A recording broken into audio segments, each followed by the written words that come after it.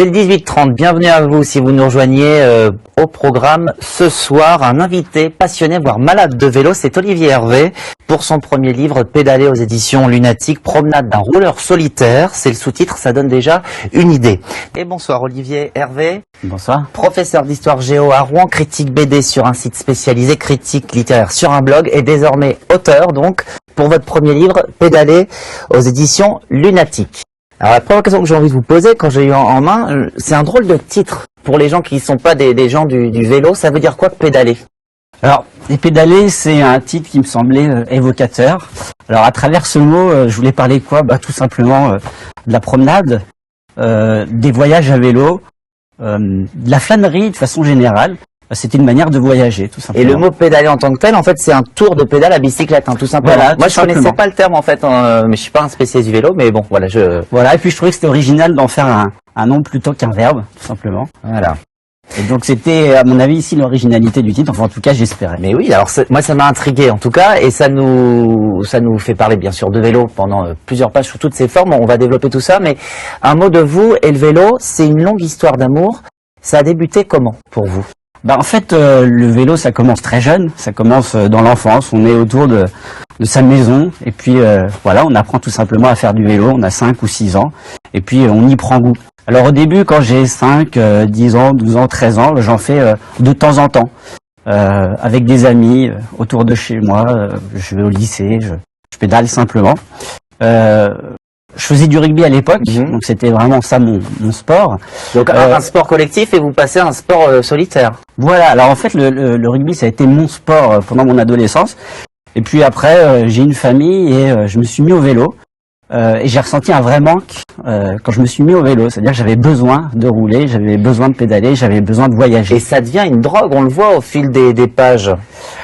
Sûrement, en tout cas, il y a un manque très fort quand vous êtes habitué à rouler 2-3 fois par semaine et puis que vous arrêtez une semaine, 2 semaines, vous ressentez ce manque que je n'ai jamais ressenti en fait au rugby, dans ce sport collectif et que je ressens puissamment, fortement quand je suis dans un col par exemple. Alors justement, un col, il y a le Tour de France aussi dont vous parlez bien sûr dans cet ouvrage. Comme beaucoup d'amoureux de ce sport, vous refaites les étapes.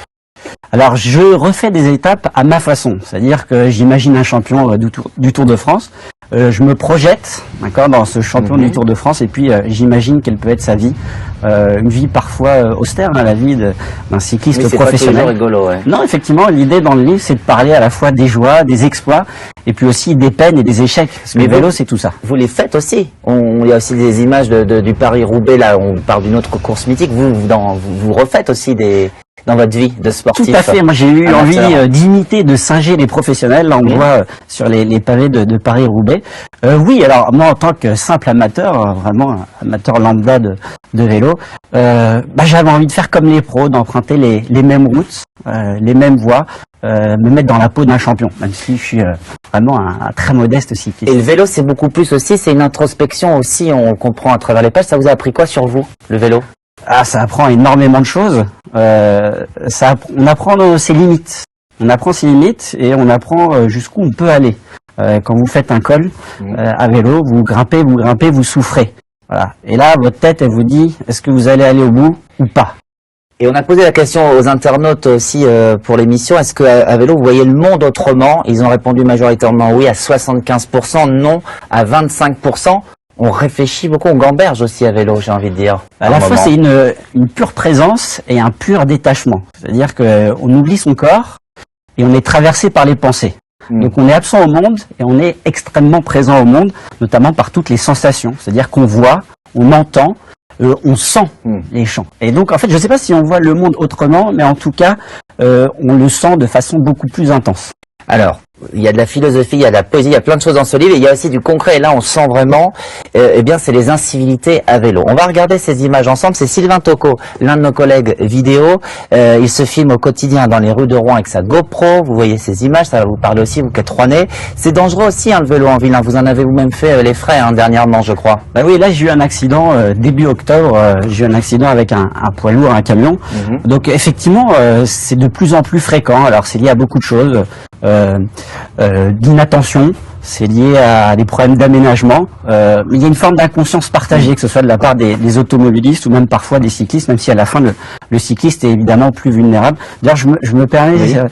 je voulais juste passer un bonjour et dire merci à mes collègues et aux élèves du lycée Camille Saint-Saëns de Rouen qui me soutiennent depuis le début de ma convalescence. Donc vraiment, je les remercie et j'ai une grande pensée pour eux. Ouais, c'est pour ça que vous êtes absent en ce moment, qu'ils le sachent. C'est suite à cet accident qui a été assez costaud, hein, fracture au niveau des lombaires, hein, Tout à fait. je crois. Donc cette incivilité, vous l'avez vécue, mais en même temps, c'est très tendance d'être aujourd'hui à vélo dans les villes. Il y a assez d'aménagements selon vous? Alors il y en a de plus en plus en tout cas. Ils sont pas toujours lisibles. Alors je pense que la dynamique est bonne. Après effectivement l'espace urbain devient de plus en plus illisible. Il y a des signes partout, il y a des panneaux partout. Il y a un trafic de plus en plus dense. Donc faut, je crois, regagner un peu d'attention, être plus attentif à l'autre. Eh ben très bien, c'est ce qu'on peut découvrir dans Pédaler. On découvre plein d'autres choses aussi, puisque vous êtes géographe, vous parlez des paysages qui vous inspirent. Cet ouvrage qui est un petit ovni, parce qu'on y parle de plein de choses sous toute forme, c'est donc aux éditions Lunatique. Je signale que vous serez en dédicace mercredi à Mont-Saint-Aignan, à côté de Rouen, à la librairie Colbert, dès 17h30.